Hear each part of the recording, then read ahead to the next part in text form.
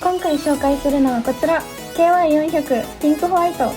ピンクと白で可愛いデザイン。スイッチは青軸を採用していてカチカチとクリック感のある打鍵感。バックライトは RGB で可愛い。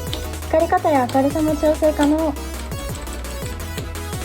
後ろに足もあるので高さをつけることも可能です。踏切ロールオーバー搭載なので複数機の同調子でも対応可能。